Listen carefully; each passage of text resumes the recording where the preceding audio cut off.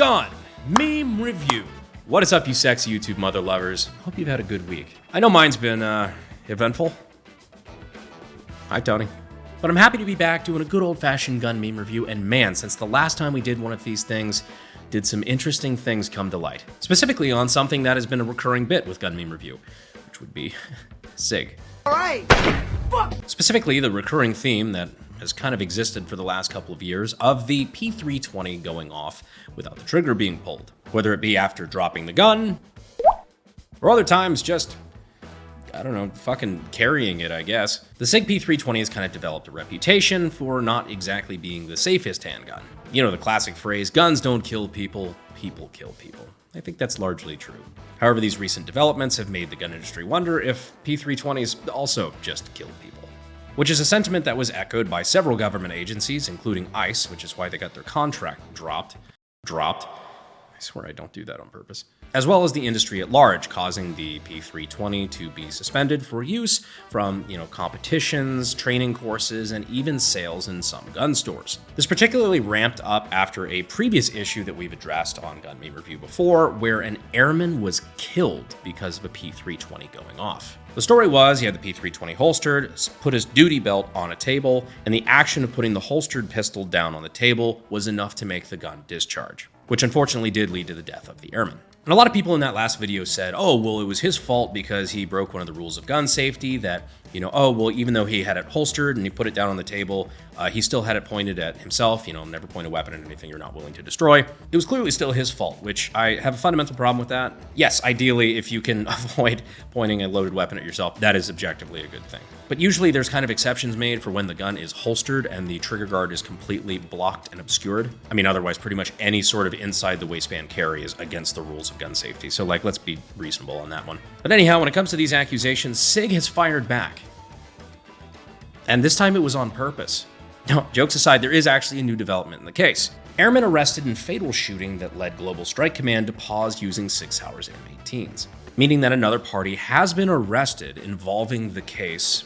So it says here in the article, the unidentified airman was arrested on suspicion of making a false official statement, obstruction of justice, and involuntary manslaughter. The statement did not say when the airman was arrested or detail his or her suspected role in the death of Braden Loven.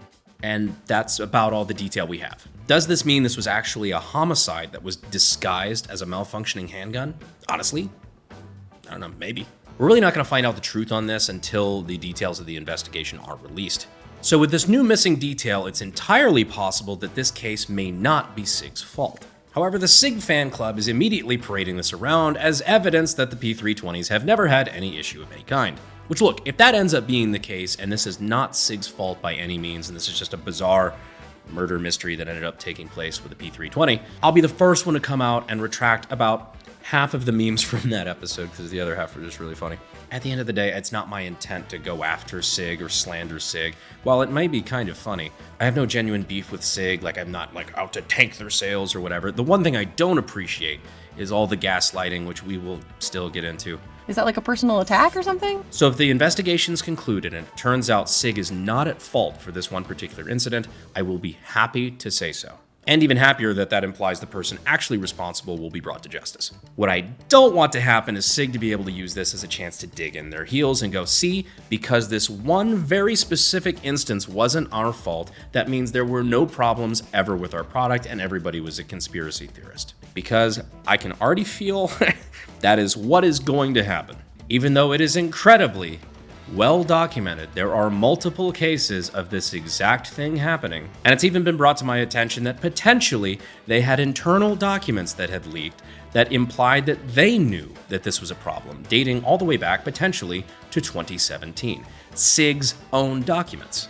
And before we get all the Sig cope, I've had a P320 for 6 years and shot 400 bazillion rounds through it and never had a problem. A lot of the problems that would potentially, and it's hard to give an actual decent engineering breakdown on this because I don't have all of the data sets that Sig has, but what seems to be evident to me is that you might have a problem with tolerance stacking. Tolerance stacking is when you have different parts, especially if you have different manufacturers, like a lot of their parts are MIM'd, metal injection molding. Complicated mechanism, multiple parts that have tolerances within, let's say a few thousandths of an inch to be able to work together, and those tolerances stack in ways that work against each other. So let's say 9,000 SIGs out of 10,000 are perfectly safe, 900 are on the line, and 100 of them are gonna have fucking problems. The fact that your P320 seems to be perfectly safe and has never had an issue does not mean that there aren't thousands of them out there that will. So yes, you might have a P320 that's perfectly fine.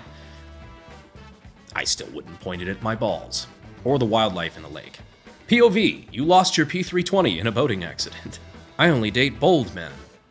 I appendix carry a Sig P320. I will admit that's a pretty ballsy move. Well, until it suddenly isn't. Have you or a loved one been diagnosed with mesothelioma? If that's the case, sorry, but I really can't help you. I have no clue. But everybody probably has been a target of internet data brokers. These are the people that collect your personal information, like your name, your phone number, your address, and they sell it online to God knows who for God knows what. This can make you a target of being spammed, scammed, or even doxxed and harassed online for something as simple as your political views. That is where Delete Me comes in. Delete Me combs through places like this to find your personal information and then submit opt-out requests on your behalf. For me, in the month of July alone, they reviewed over 6,300 listings for all sorts of personal information, including spouse, which I'll save you the money. I don't have one. But the point being, Delete Me is out there to find your personal information for sale on the internet and make sure that goes away. And if that sounds as interesting to you as it probably should, you can go to joindeleteme.com/Herrera. There you will get 20% off all consumer plans. Thank you to Delete Me for sponsoring this video. And again, if you want to get your personal information off the internet, go down to the links down in the description, check out Delete Me using my code and get 20% off. And for those of you who want to get your start in gunsmithing and weapons technology and don't really know where to go, consider checking out sdi.edu using the links down in the description and in the pinned comment. We appreciate their support. Back to the video. My Sig P320, my femoral artery. And look, I don't want to keep rehashing all the injuries that we have clearly seen over the years with the P320 as far as being carried by law enforcement agencies, by federal agencies, and all of the problems that we've seen associated with this one particular handgun. But it is important to me, to my integrity, that you know that this is coming from a place of I have looked at empirical evidence and have deduced, as well as several other government entities that have been heavily invested in this project, as well as my own fucking eyes, that there's legitimately a problem here. Is every case involving a Sig's fault? I'm sure there's a few that aren't. But when you look at the data sets, you know when something's off. Why is it when something happens, it is always you three? Sig Sauer, never settle. In court.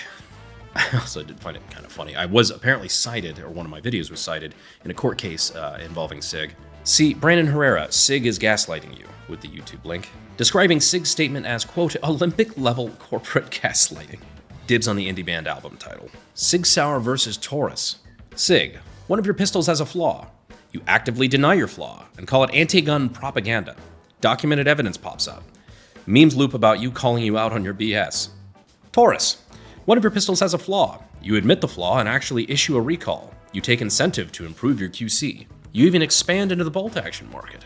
Look, that may be a little bit oversimplified, but when people can do the Virgin versus Chad meme between you and Taurus, you're fucking up. You want to go home and rethink your life? I want to go home and rethink my life. Tesla, our cars drive themselves. Sig Sauer, hold my beer. I mean, hell, I was even on Steven Crowder's show the other day talking specifically about this issue. How do you think Sig, I know you're speculating, scored such a big contract with, at that point, a relatively new pistol? That's an excellent question. Look, I want to reiterate again, I have literally zero reason to want Sig to fail. Because realistically, a guy like me has a financial incentive to not go after one of the biggest manufacturers in the industry. The two reasons I'm still harping on this are these. One, I don't make the memes. Look, I don't grow the crops, I just pick them. If it's funny, it's funny. Two, integrity. The same reason I'm fully willing to admit, if the details of that case come out and this was not Sig's fault, that it was not Sig's fault, is the reason I feel the need to call Sig out for saying that any implication that the P320 has problems is anti-gun grifter propaganda. It's fucking not, and it's a blatant lie. Like, I've said this before, I've talked to people at Sig who they've admitted that they know about the issue. They've known about the issue. I don't know how much I could say, but they've had meetings where they're trying to talk about how to solve the issue. That doesn't exist. We have court documents that don't exist. They had a voluntary upgrade program that fixed a problem that doesn't exist. It's mental gymnastics, and I don't have a fucking stomach for it. The P320 cannot, under any circumstances, discharge without a trigger pull. That is a fact. In all cases, these individuals have an ulterior motive behind their baseless allegations that the P320 can fire without a trigger pull. They have no evidence, no data, and no empirical testing to support any of their claims. I mean, that's just the truth of it. I don't want the 320 to be bad. I actually don't think it is bad, by and large. I think that there's clearly either a QC issue or design flaw, something. There is a gremlin in the airplane, something that is making the 320 do what it's doing, that if everyone goes along with this and pretends like there is no problem, then Sig will never make it better.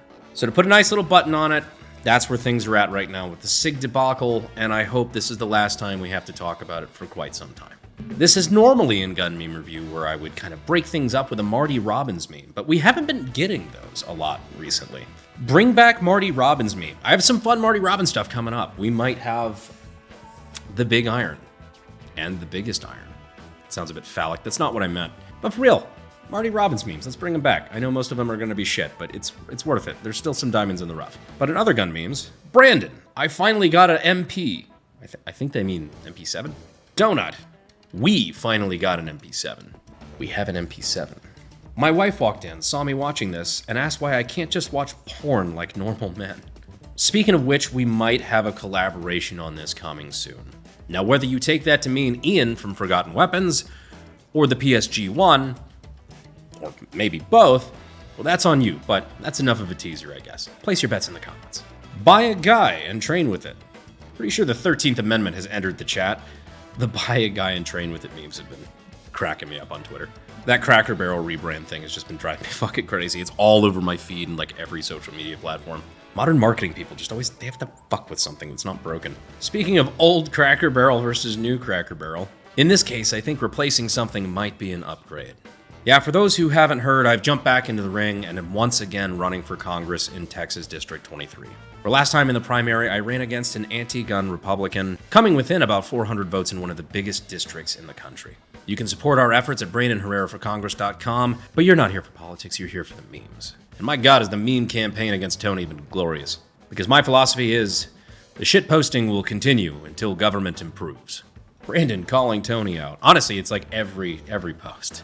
I mean, personally, I think the best attacks are on policy, which is why it's the only place I've ever officially attacked him. I think his policies are bad, and that's what the voters should care about. My friends, however, well, they've chosen a different tactic. But the fact that he's afraid to debate me on policy is why Tony's never shown up to a debate. Ever.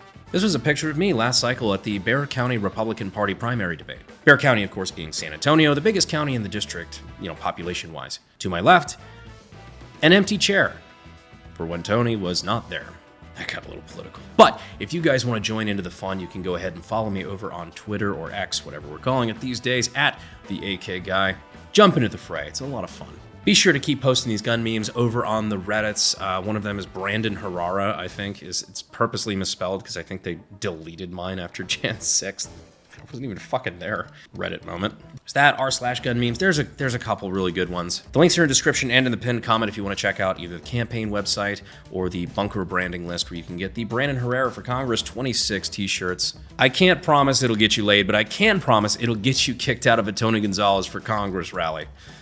Oh wait, he doesn't have those. That's crazy. Anyhow, I'm done with my shit flinging. Bunch more gun content coming soon, including some really rare stuff that I'm very excited about. Thank you so much for watching to the end of the video. I appreciate you. Don't drop a P320, and I will see you sexy YouTube mother lovers in the next video. Thanks.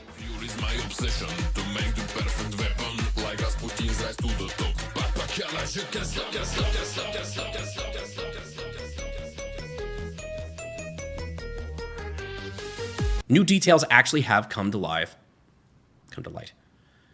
New details has fuck.